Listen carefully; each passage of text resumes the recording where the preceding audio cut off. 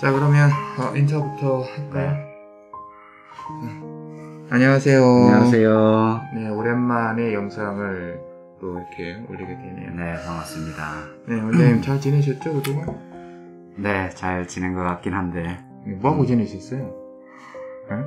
열심히 공부도 하고 공부하고 또. 네. 투자 물건도 여전히 보러 다니고 네. 특히나 요즘 여러 가지 이슈가 많이 있잖아요. 코로나라든가 네. 이제 지금 대외적인 부분에서 전쟁 부분. 아, 푸틴. 네. 그런 부분들이 이제 늘 걱정이 되니까 뉴스를 좀 많이 본 것 같아요. 뉴스에 좀 뉴스에 집중이 네. 되죠. 네. 맞아요. 코로나는 좀 어때요? 원장님 쪽에는? 주변에서 요즘 코로나 걸리신 분들이 좀 많이 나오고 있거든요. 예전에는 좀 남의 얘기 이렇게 네. 좀 알고 있었는데 요즘 너무 가까운 네네. 곳에서부터 네. 많이 나오다 보니까 좀 걱정이 많이 돼요. 특히 사람마다 또 다르잖아요. 네, 맞죠. 어떤 사람은 괜찮다 그러고 어떤 사람은 또 많이 힘들다 하시는 분도 있으니까 이왕이면 안 걸리는 게 좋으니까. 그래도 사망자도 꽤 많이 나오고 있는 것 같아요. 그렇죠. 최대 490명까지 나왔죠, 최근에. 예. 좀 하루에 그 정도면 이게 좀 심각하지 않나. 어제가 300 몇 명인 걸로 아는데. 그렇죠. 코로나 때문에 지금 뭐 거의 난리입니다, 난리. 제 주변에도 그렇고. 맞죠. 안 걸리면 이상한 시기까지 온 것 같아요. 그렇죠. 다 걸리는데 혼자만 안 걸리는 그것도 또 이상한 것 같아요. 코로나와 함께라는 말이 나올 정도니까. 네. 맞아요. 그래서 지금 코로나 때문에도 그렇고, 또 전쟁 때문에도 그렇고, 그죠? 맞죠. 많은 일들이 좀 있는 것 같습니다. 그렇죠. 자, 오늘의 이제 주제는 그 가운데, 네. 기준금리 인상이라는 부분이 네. 또 이게 이슈가 많이 되고 있거든요. 맞죠. 그래서 우리가 오늘 얘기해 볼 내용이 이제 기준금리가 현재는 이렇고 몇 년 전에는 이랬는데 네. 앞으로 어떻게 될 것인가에 대한 투자, 어떻게 투자를 해야 될 것인가 이제 이런 문제도 조금은 다뤄볼 건데요. 네. 자, 그러면 먼저 이거를 시작하기 전에 원장님은 금리가 지금 얼마예요? 지금 투자해 놓은 상품에 대해서. 네. 깜짝이야. 바람 불어. 네. 지금은 제가 기존에 있던 투자했던 물건들은 한 네. 3% 초반 정도 됩니다. 3% 초반이라고 하면 네. 뭐 3.2 뭐 이렇게 된다는 그렇죠. 건가요? 네. 3.2%의 이자를 지금 내고 있고. 예, 맞아요. 변동금리죠? 그렇죠. 항상 투자를 할 때 보면 고정금리하고 변동금리에 대해서 선택을 해야 되는데 아무래도 투자자분들이 변동금리를 좀 선택을 많이 하는 것 같아요. 실수요자분도 그렇고. 왜냐면 변동금리가 당장에 봤을 때는 좀 가격이, 금리가 싸 보이니까. 근데, 네. 지금 상태에서는 그렇지는 않지 않나요? 그렇죠. 지금은 다른 선택을 해야 될 시기라고 봐요. 고정금리가 더 나올 수도 있지 않나요? 그렇죠. 앞으로 시대가 어떻게 변하느냐에 따라서, 지금 오히려 고정금리가 더 나을 수도 있다라는 거죠. 그래서 일단 원장님은 네. 3%대의 금리를 내고 있다. 맞아요. 그래요. 자, 그럼 우리 원장님은 뭐 3%대라고 하는데, 뭐 네. 보통 평균이 그 정도지 않을까요, 지금? 그죠? 네, 맞아요. 그러니까 내고 계신 분들. 네. 자, 그러면 자료를 한번 좀 훑어볼게요. 우리가 첫 번째로 지금 살펴봐야 될 것이, 지금의 시중금리가 얼마인가를 좀 살펴봐야 될 것 같거든요, 원장님. 지금 시중금리가 보통 얼마예요? 지금 국민은행 기준으로 네. 주택담보대출이 변동금리로 3.8%고 고정금리로 4.3% 정도 나오거든요. 네. 지금 현재? 네, 현재 기준. 그러면 다른 은행들도 여기서 크게 다르지는 않다는 얘기잖아요. 그렇죠. 아무래도 다 비슷비슷하게 움직일 것 같아요. 그럼 혹시 예금금리 요즘에 좀 알고 계신가요? 예금 금리는 아무래도 외국보다 조금 더 높다고 알고 있거든요. 최근에 제가 좀 재밌는 일이 있었는데 네. 아침에 출근하는데 새마을금고에 그 줄을 사람들이 몇십 명이 서 있는 거예요. 그래서 왜 서 있나라고 이제 물어보니까 그 예금 금리를 6% 준다고. 지금? 네. 그래서 제가 아니 6%를 왜 이렇게 많이 줄까 생각해 보니까 은행들이 이제 수익적인 부분을 고려해서 이제 돈을 이제 이렇게 땡겨와야 되니까. 그렇죠. 그런 부분이 있는 거죠. 와, 그러면 6%면 상당히 높은 건데요. 그렇죠. 그럼 내가 6억을 넣어놓으면 1년에 네. 얼마가 생기는 거예요? 6%면 1년에 3,600만 원의 이자가 생기는데 당연히 그렇게 예금을 할 수는 없고요. 네, 그렇지. 당연히 조금 더 제한된 금액만 저금을 할 수 있긴 한데 그렇죠. 어쨌든 6%면 연간 3,600 엄청 많은 돈이죠. 예금으로 가야 되네. 그러니까 사람들이 요즘에는 투자보다는 오히려 은행에 예금을 하겠다 그런 분들도 많아지고 있는 추세죠. 그래요. 네. 자, 그럼 지금 현재 금리가 그렇게 되어 있고 그럼 2020년도에는 금리가 어땠나요? 그때는 오히려 금리가 2% 초반? 최저였죠? 네. 저희도 투자를 하면서 그렇게 금리가 낮은 적이 잘 없었던 때였는데, 그러다 보니까 지금 생각해보니 사람들이 돈을 정말 많이 빌려 쓸 수 있는 구조였지 않나. 그럼 2019년, 20년 요때에 이 대출을 많이 땡겨서 투자를 하지 않았을까요? 그렇죠. 그때 한참 쌌기 때문에. 맞죠. 그래서 뭐 에버러지를 어떻게 활용하느냐는 뭐 2000년대 초반부터도 많이 이슈가 됐었는데. 그렇죠. 계속 요게 이슈가 좀 됐었죠. 레버러지에 대해서. 맞죠. 그래서 그런 뭐 투자로 성공한 사람들도 많이 좀 나왔었고, 그런 책도 많이 나왔었잖아요. 그렇죠. 그래서인지 모르겠는데 2020 울산 같은 경우에는 2020년도 한 9월 달부터 부동산 가격이 엄청 많이 올랐어요. 레버러지를 이용해서 사람들이 적극적인 투자를 하다 보니까 그 시점에 사람들이 이제 가격 변동이 굉장히 많이 일어났다. 단기적으로. 그러니까 상승했다는 얘기죠? 그렇죠. 아파트, 일반 주택, 그리고 빌딩, 그렇죠. 토지, 이런 것들이. 그러면 그때, 그래서 이제 서울에서도 울산이 많이 사러 왔었잖아요. 맞죠. 실질적으로. 외지 사람들이 많이 오셔가지고, 부동산 가격을 많이 올렸죠. 그때 많이 올렸죠, 그죠? 예. 그때 팔았어야 되는. 그렇죠. 그때, 몇십억 줄게, 그러면 그냥, 하고 팔았어야 되는. 그렇죠.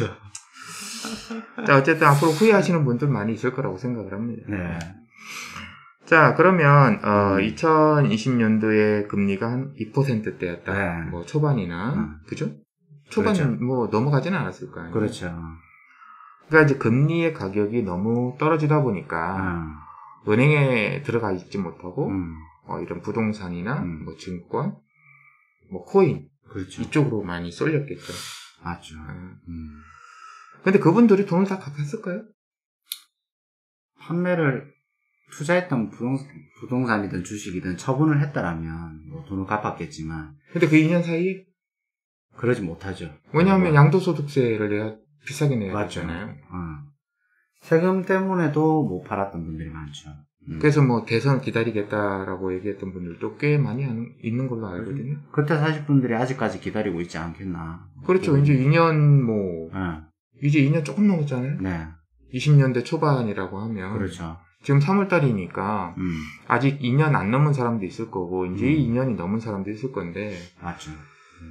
근데 문제는 지금 할 수가 있나요? 원장님? 이게 좀 조심스러운 얘기인데. 네. 일단 세금이 바뀌고 나면 사람들이 팔 수 있는 여력은 생기겠지만 문제는 구매를 할 사람이 얼마나 있느냐라는 거죠. 최근 들어서 사람들이 이자에 대한 부분을 우리가 얘기하고 있지만 이자에 대한 부담이 생기기 시작했거든요. 그래서 물건을 팔려고 내놓는다 하더라도 구매하기가 너무 부담스럽다는 거죠. 그래서 지금 그 덕일님 같은 경우에도 거래가 많이 없다고 얘기를 하시던데. 그렇죠. 실무에 계시는 분들도 거래가 잘 안 되는 부분이 있다더라고요. 지금 계속적으로 뭐 주요 도시는 아파트의 가격이 조금씩 떨어지고 있고, 그 다음에 실거래가 거의 없다. 이렇게 그렇죠. 지금 추측을 하고 있거든요. 네, 아쉽게도. 맞죠. 물론 내 집 마련하고는 또 다른 얘기죠. 네. 사실은. 집이 없는 분들은 뭐 집을 작년에 샀어도 크게 뭐 나쁘진 않다고 봅니다. 한 채니까. 그렇죠. 무리하지 않는 선에서 샀다면. 그죠? 본인에게 맞게끔 샀다면. 네네네. 네. 자, 그래서, 네. 2020년도에는 이제 그렇게, 투자를 많이 하고, 뭐, 부동산 매매가 많이 이루어졌고, 그렇죠. 가격 상승도 꽤 많이 있었다. 이렇게 보여지고요.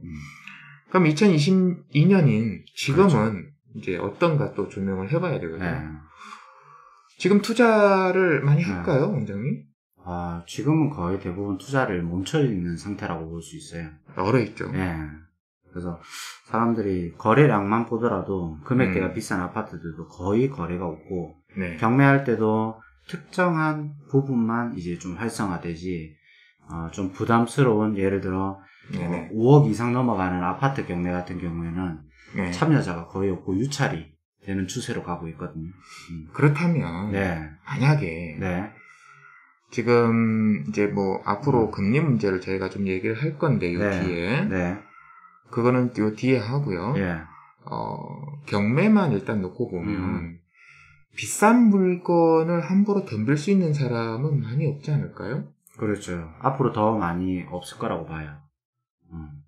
그러면 예를 들어서 한 10억짜리 아파트 감정가가 나왔고, 그럼 요건 어떤 상황이 될까요, 앞으로는? 시대적으로 봤을 때는 유찰이 많이 될 것 같아요. 그냥 경쟁자가 쉽게 많이 생길 수 있는 구조가 아니기 때문에, 유찰이 많이 되기 때문에 가격 하락이 그 경매에서는 특히나 두드러지지 않을까, 그런 부분들이 보이거든요. 그러면 10억짜리 아파트가 경매로 나왔을 때 얼마까지 유찰이 될까요? 원장님 예상으로는? 제 예상으로는 제가 한 3차까지도 유찰이 될 것 같아요. 아무도 살려고 안 하겠죠. 그렇죠. 예를 들어서 뭐 이제 금리 얘기가 좀 나오는데 기준금리가 앞으로 6%대 뭐 혹은 뭐 7%, 8%가 된다면 이게 문제가 좀 심각해지지 않습니까? 심각해지죠. 이게 보통 분들이 직장 다니시는 분들이 이걸 감당할 수 있을까 그런 생각이 들거든요. 자, 그러면 이제 우리가 기준금리 인상으로 한번 넘어가 보도록 하겠습니다. 지금 미국의 연준의 파월 의장이 앞으로 기준금리 인상을 좀 빡세게 하겠다라는 얘기를 했거든요. 그렇죠. 그 말은 이제 올해하고 내년까지는 이미 계획이 나와 있잖아요. 그렇죠. 그 어떻게 보십니까? 미국에서도 앞으로 여러 가지 지금 경제 상황상 어쩔 수 없이 금리를 인상할 수밖에 없는 구조더라고요. 우리도 많이 느끼고 있지만 물가 상승 자체가 지금 멈춰지지가 않거든요. 여러 가지 이유로. 그러니까 미국에서 어쩔 수 없이 금리를 계속 인상할 수밖에 없고 그런 부분이 지금 이제 나타나고 있는 거죠. 근데 그 부분이 한국의 이제 중앙은행까지 영향을 주게 되니까 우리나라의 금리 또한 같이 오를 수밖에 없는 구조가 되는 거죠. 미국의 기준금리가 오르면 우리나라도 같이 오를 수밖에 없다. 그렇죠. 네, 뭐 또 많은 전문가분들이 그렇게 말씀을 또 하고 계신 것 같아요. 그래서 어떤 분들은 미국이 기준금리가 오를 때 우리나라의 기준금리는 그거보다 조금 더 높게 오를 거다라는 얘기도 하고 있거든요. 네, 그렇죠. 그래서 이제 조사를 좀 해보니까 지금 이제 올해에 7번에서 6번 정도의 기준금리 인상이 그렇죠. 미국에 있고요. 네. 그럼 요거 다 올리고 나면 2%대의 기준금리가 되고, 그렇죠. 내년에는 한 3-4차례 정도 있어서, 그 0.8% 인상이 있더라고요. 그렇죠. 그럼 그것만 해도 올해하고 내년만 해도 2.8%가 되죠. 네. 그러면 이제 우리나라는 뭐 전문가들 얘기를 들어보면, 내후년이 지나고 나면 기준금리가 3% 이상 오른다. 그렇죠. 이제 이런 얘기가 나오는 것 같습니다. 지금 또한 이제 미국하고 저희 금리 차이가 한 1% 이상 차이 나기 때문에 1% 정도 차이 나면 저희도 한 3%에서 4%까지는 그렇게 될 거라고 보이는 거죠. 그러면 만약에 기준금리가 이렇게 오르고 난 다음에 금리가 시중금리랑 기준금리는 다르지 않습니까? 다르죠. 그러면 이 시중금리는 이제 시장성에서 오는 건데, 그렇죠. 시중금리는 그럼 몇 %나 될까요? 시중금리 같은 경우에는 가사금리를 포함해서 움직이기 때문에 여러 가지 상황에 따라서 더 많이 금리가 붙거든요. 그래서 그렇겠죠? 최소 6% 이상도 가능할 거라고 보고 그 이상도 생각을 하셔야 될 것 같아요. 그럼 8%까지도 충분히 가능하다. 그럴 수 있죠. 한간에서는 뭐 12%까지도 오를 수 있지 않느냐 이런 얘기가 나오고 있거든요. 그래서 지금은 우리가 체감을 못 할 수 있지만은 이거에 대한 생각을 해볼 필요는 있다고 보는 거죠. 뭐 설마 12%까지 가진 않겠지만. 네. 왜 그러세요? 현기증 오나요? 갑자기 어지럽네요. 미안합니다. 네. 그 시청자 여러분들, 저희가 일부러 이렇게 뭐 무서운 얘기를 하고자 하는 건 아니고요. 그런 카드라 통신이 있기 때문에 그런 얘기를 하는 겁니다. 맞습니다. 그래서 그 부분에 대해서 이제 조금 더 구체적으로 얘기를 해보면, 네. 최소 6%. 그렇죠. 그 다음에 뭐 최대 8% 이상까지 오를 수 있지 않을까라는 얘기를 해보는 거고요. 물론 가봐야 합니다. 지금 당장 이렇게 우리가 이런 얘기를 하는 거는 좀 위험한 얘기고요.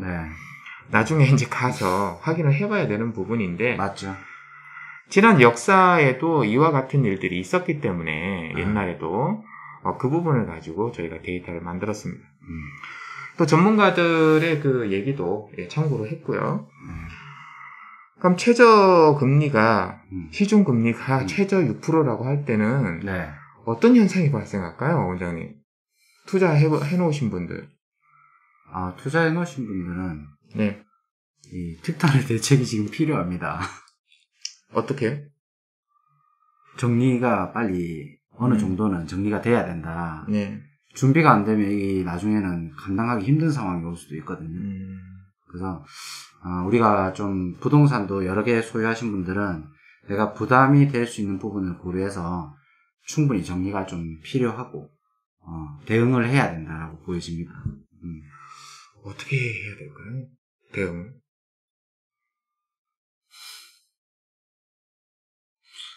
답은 좀 있나요? 참 답을 알려드리고 싶은데 손절을 하기는 해야 되는데 이게 또 쉽지가 않거든요.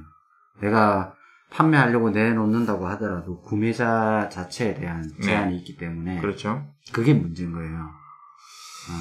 가면 갈수록 구매자가 만약에 줄어들고 부담을 느낀다, 구매하시는 분들이. 그럼 내가 팔고 싶어도 팔지 못하는 부분이 생기기 때문에 정말 이러지도 저러지도 못하는 부분이 생기겠죠. 그러니까 안 팔린다는 얘기잖아요. 맞죠. 이제 그게 아주 큰 문제죠. 그렇죠. 금리가 오름으로 인해서 이자의 그 가계 부담이 굉장히 커지기 때문에. 맞죠. 저도 안 살 것 같은데요. 아무것도. 그렇죠. 내실을 좀 다지는 성향으로 가지. 지금은 그런 시기인 것 같아요. 자, 그럼 이제 팩트 체크를 좀 해보도록 하겠습니다. 최소 6%라고 했을 때, 자, 지금 우리가 여기 데이터를 뽑아놨는데요. 2020년 기준에서 이자율이 한 2.25%일 때, 1억 대출에서 이제 3% 이자면, 매월 25만원 이자를 내야 되고요. 그렇죠.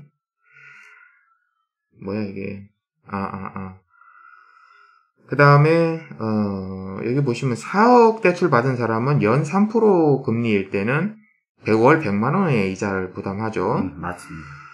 그 다음에 만약에 예를 들어서 10억 원의 10억 원의 아파트를 구입하려고 대출을 한 7억 정도 받았다라고 하면, 3% 기준일 때는 월 175만원 정도가 나오는 걸로 계산이 됐습니다. 자, 그럼 이제 여기서 이제, 최대일 때는 어떻게 되는지 한번 보도록 할게요. 연 6%의 금리를, 시중금리가 올라서 연 6%의 이자를 낼 때는, 1억이면은 매월 50만원 정도고요. 4억일 때는, 월 200만원을 내야 되고요. 그 다음에 10억에서 7억일 때는 7억일 때는 월 350만 원의 이자를 부담을 해야 됩니다. 6%일 때. 그러면 10억짜리 아파트를 내가 사고 싶어도 사기가 좀 힘들지 않나요? 힘들죠. 이게 월급 받아서는. 그렇죠. 뭐 사업하는 분이라면 뭐 상관이 없을 수도 있지만. 맞죠. 근데 이제 문제는 6%로 끝나는 게 아니라 7, 8% 가게 되면 그때는 더 심각해지는 문제가 아닐까. 그렇죠. 지금 얘기하는 것도 이자에 대한 부분인 거지, 원금까지 같이 상환하게 되면. 아, 원금이 있군요. 예, 이 부담이, 저희 이제 누나를 예를 들면, 이제 네. 누나 같은 경우에도 집을 사서 이제 이사를 갔는데, 원금과 이자를 같이 갚는 부분을 생각해 보면, 가정생활을 하시는 분들이 되게 부담을 느끼는 금액들이 나오는 거죠. 네. 그래서 이자뿐만 아니라 원금도 같이 이제 우리가 고려해 보면 이게 좀 심각하지 않나, 그래 보는 거죠. 야, 그러면 만약에 이게 이게 좀 심각하네요. 그렇죠. 그리고 또 더불어 이 아파트 가격이 전반적으로 다 상승했다라는 게 전체적인 부담으로 이게 작용이 되는 거죠. 우리가 시중의 아파트들이 평균적으로 5억 이상을 다 이제 나오다 보니까 금액대가 대출을 받아서 집을 산다라는 것 자체가 이제 부담으로 작용을 하는 겁니다. 지금 울산 시내 쪽에 네. 평균가가 얼마 정도 될까요, 아파트가? 평균 5억. 실평수 25평으로 해서요. 네. 그럼 평균 5억은 생각을 해야 될 것 같아요. 그래요? 그렇죠. 너무 잘 봐주시는 거 아닌가요? 저는 한 6억 이상 될 것 같은데. 네. 신축과 구축을 포함해서? 다 포함해서. 아, 그래요? 그리고 지금 짓고 있는, 네. 공사하고 있는 것도 많이 있잖아요, 실제로. 많죠. 그렇죠. 그 분양가가 뭐 6억 가까이 되는 것도 있는데. 맞죠. 그리 따지면은 평균가가 6억 이상은 되지 않을까 싶거든요. 그럴 수도 있겠네요. 네. 자, 뭐 어쨌든 뭐 구축이야 뭐 예를 들어서 뭐 2억대라든가 3억대 같은 경우에야 큰 부담이 안 되겠지만 네. 지금 좀 울산 시내 쪽에 있는 뭐 비싼 아파트들은 7, 8억 그냥 넘잖아요. 그렇죠. 싼 것도. 네. 지금 뭐 10억 넘는 것도 많이 있는데 울산에. 그렇죠. 맞죠. 그럼 그게 이제 내놨을 때 과연 팔릴까?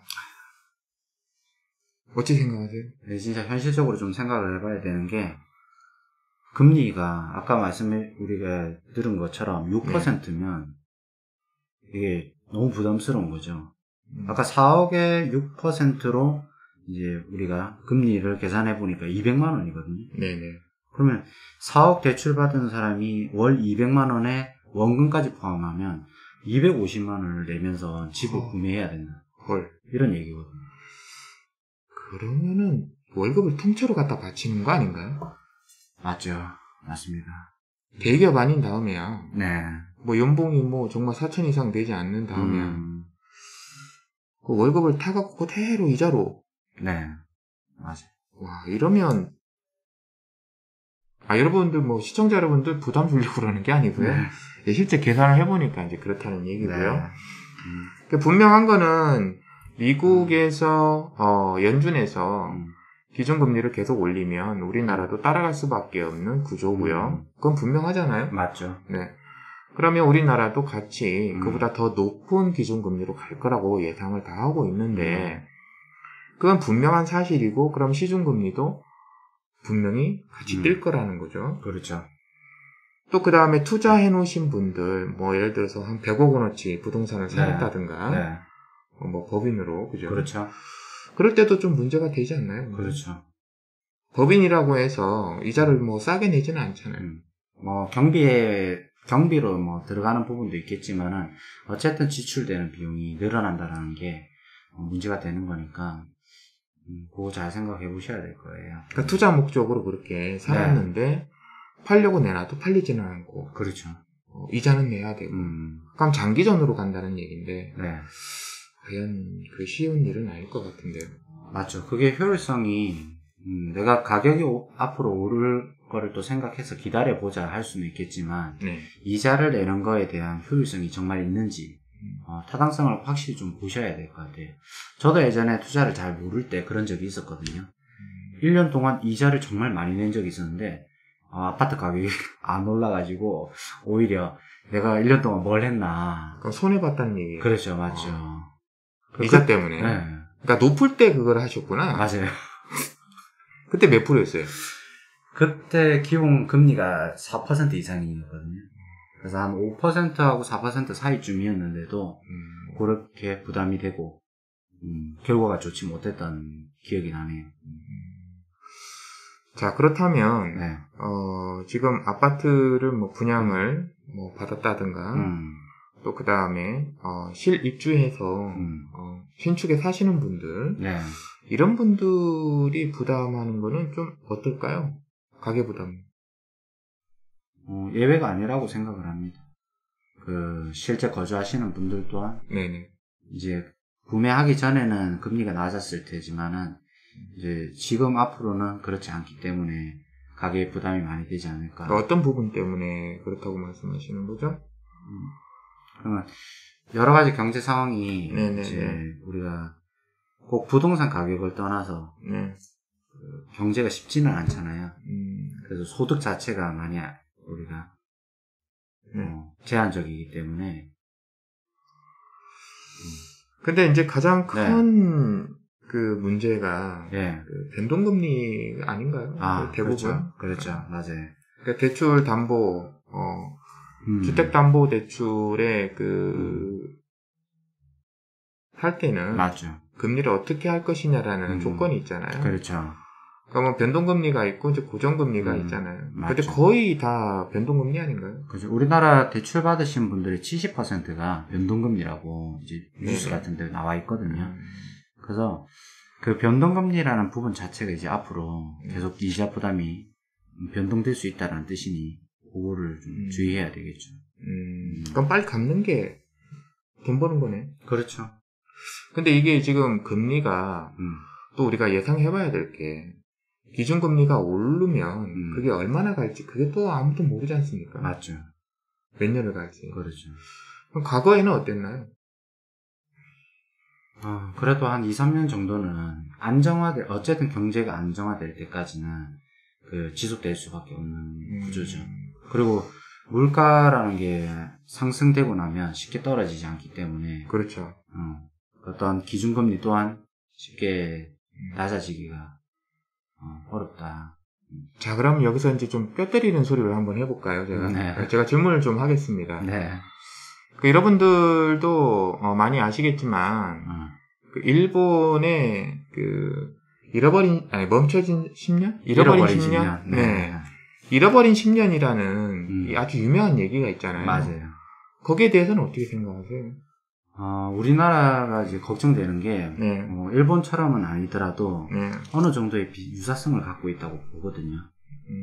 일본 또한 그때 이제 금리가 굉장히 낮을 때 사람들이 금리 낮은 걸 이용해서 부동산에 투자하고 이제 젊은 분들은 과소비가 일어나고 외제차 구입이라든가 이런 굉장히 다양한 형태로 돈을 지출을 했고, 근데 갑자기 일본에서는 그 부분을 이제 안정화시키기 위해서 급속도로 금리를 이제 올렸다.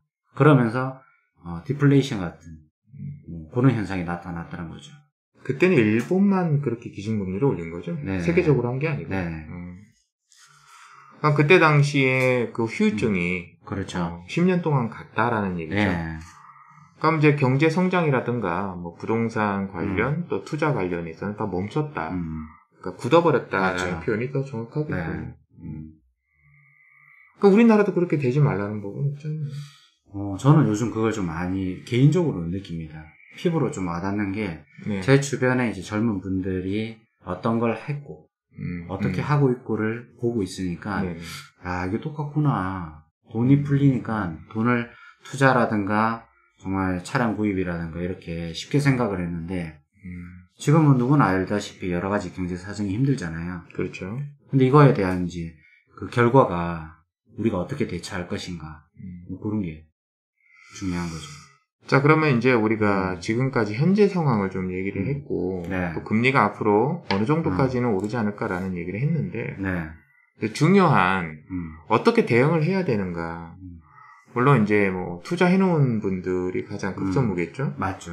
그럼 투자를 해놨는데 네. 예를 들어서 뭐 아파트를 뭐 대여섯 채 갖고 있고 또 아니면 투자 금액이 큰 뭐 그런 뭐 주식이라든가 네. 뭐 기타 등등 뭐 토지도 역시 부동산이니까 그렇죠. 이렇게 투자를 많이 해놨을 때 금리가 이렇게 오르는 상황에서 어떻게 좀 대처를 할 수 있는 방법이 있나요? 너무 어려운 질문이죠? 네. 네. 뭔가 네. 쉽지는 않습니다. 네. 여기 그런 분들에게 얘기를 해드리고 싶은 건 손절을 어쨌든 지금이라도 결단을 내리셔서 정리를 하는 쪽으로 근데 쉽지 않을 거라고 미리 말씀을 드릴 수밖에 없을 것 같아요. 손절하는 게 이제 쉽지가 않다.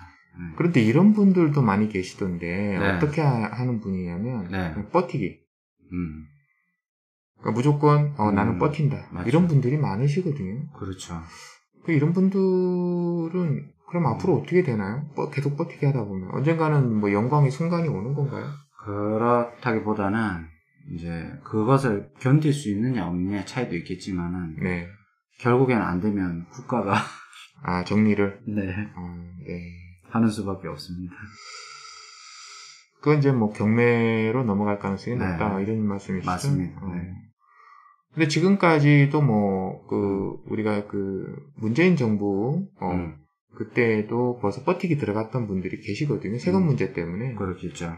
그래서 지금도 버티기를 하고 계시고 또 새로운 윤석열 당선인 네. 이분의 정책을 또 보고 완화가 되지 않겠느냐. 물론 이제 세금 완화나 이런 부분들은 다 들어가 있긴 한데 문제는 금리가 오른다라는 게 가장 큰 문제가 될 것 같아요. 그렇죠. 그럼 뾰족한 방법은 없다는 얘기네요. 네. 방법이 없습니다. 그럼 제가 네. 아파트를 한 3채를 갖고 있습니다. 그러니까 대출이 다 있죠. 네. 그럼 저 어떻게 해야 되나요? 네. 네? 저 어떻게 해야 돼요, 지금? 대출을 갚으셔야죠.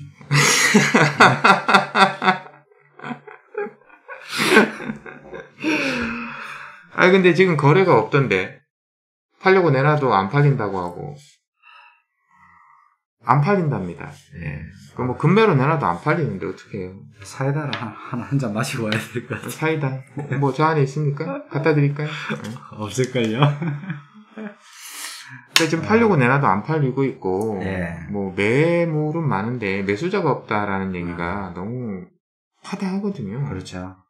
이런 상황에서 저는 어떻게 해야 되나요? 버티기?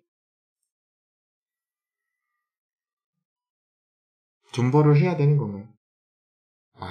저도 답이 안 나오는군요. 네. 어디 가서 점이라도 좀 봐야 되지 않을까. 네. 아파트 어떻게 해야 되는가. 네. 그렇죠. 자, 오늘은 좀 이렇게 머리 아픈 얘기를 좀 해봤습니다. 네. 기준금리가 앞으로 많이 오를 거고, 뭐 이거는 거의 확정된 사실이기 때문에, 여러분들도 이 부분에 대해서 좀 고민을 같이 해보셔야 될 것 같습니다. 물론 뭐 재산이 전혀 없다 그러면 뭐 크게 상관은 없겠지만 투자를 많이 해놓으신 분들이라든가 또 혹은 뭐 법인을 운영하고 계신 분들은 요게 비껴갈 수가 없는 문제잖아요. 그렇죠. 그래서 뭐 지금 또 문제가 되는 게 대출 부분에서 뭐 LTV를 높이겠다 이렇게 이제 공약이 됐고 또 그 부분이 이루어질 거잖아요. 그렇죠. 근데 이제 뭐 DSR 같은 경우에도 같이 또 연관이 있기 때문에 그 부분도 또 문제가 불거질 것 같고. 그렇죠. 또 만약에 대출을 다 문제없이 받아도 뭐 90%까지 80% 70% 이렇게 있는데 대출을 받는다고 쳐도 가계부담이 너무 크지 않을까. 맞죠. 이런 부분 때문에 이제 걱정이 되는 거거든요. 그러니까 누구나 생각해보면 쉽게 알 수 있는 부분이기 때문에 지금 아파트를 분양하고 있는 뭐 그런 부분 이렇게 뭐 쉽게 분양이 되지 않을 거라고 생각이 들지 않나요? 맞죠. 그렇죠. 또 그다음에 변동금리 때문에 뭐 투자를 많이 해놓으셨던 분들 사실 걱정이 많이 될 거라고 봅니다. 그래서 저희도 많은 고민을 해봤는데 이거 영상을 만들기 위해서 딱히 사실은 큰 방법이 없다라는 게 그게 참 안타깝습니다. 뭐 손절이라든가 이런 거를 할 수 있으면 좋은데 그것도 어렵고 이 금매로 해서 물건을 내놔도 거의 매매가 없기 때문에 그 부분이 언제까지 지속될 건지 뭐 그냥 올해만 하고 끝나면 상관없지만 최소 몇 년간은 계속 지속되지 않을까 싶거든요. 자, 그래서 여러분들 뭐 어떻게 해라가 아니라 이런 그 사실을 같이 공유하고 같이 고민하고 투자자로서 또 앞으로 뭐 사업을 하든 뭐 투자를 하든 간에 조금 더 공부가 됐으면 하는 마음에서 네, 이런 영상을 좀 준비를 해봤습니다. 자, 그러면 이제 좀 마무리를 해볼까요? 네. 그 원장님 투자한 거는 괜찮으세요? 네, 저는 뭐 크게 무리가 없는 모양이군요. 네, 저는 좀 편안하게 하는 스타일이라서 부담스러우면 투자하기 힘들기 때문에. 그런 얘기가 있어요. 돈을 많이 벌 수 있는 방법은 있지만 그만큼 많이 번다라는 거는 위험하다는 얘기거든요. 그래서 투자도 쉽고 재미있게 하는 게 맞는 것 같고요. 많은 돈을 벌기 위해서 이렇게 고군분투한다라는 거는 위험도 그만큼 크다라는 사실 여러분들 꼭 알아주셨으면 좋겠습니다. 또 이 영상을 보고 또 궁금한 게 있으시면 뭐 학원에 오셔서 또 상담을 받아보시고요. 또 다른 방법도 있지 않을까라는 생각도 좀 해보거든요. 이런 걸 통해서 공부가 많이 되니까 이러한 경험이 왔을 때 피하지 마시고 이 경험을 본인 걸로 만들어 갔으면 합니다. 자, 그러면 오늘 좀 머리 아픈 얘기를 했는데 네. 이거 정말 앞으로 풀어가야 될 숙제인 것 같아요. 그렇죠. 많은 분들이 원장님한테 상담을 좀 해야 될 것 같은데요. 이 부분에서. 그렇죠. 자, 원장님 마무리 말씀 좀 해주세요. 네. 도움이 필요하신 분들은 학원으로 꼭 방문을 해주시고요. 그리고 이런 내용을 바탕으로 우리가 더 안전한 투자를 하기 위함이니까 같이 공부하는 그런 부분이 되셨으면 좋겠습니다. 네. 네, 알겠습니다. 네. 자, 원장님 수고하셨습니다. 네, 수고하셨습니다. 네. 여러분들 다음 시간에 또 재미난 내용, 또 알찬 내용으로 찾아뵙도록 하겠습니다. 오늘은 좀 머리 아픈 시간이었는데요. 다음에 조금 더 분위기 업해서 찾아뵙도록 하겠습니다. 네. 자, 그동안 잘 지내시기 바랍니다. 네, 감사합니다. 고맙습니다.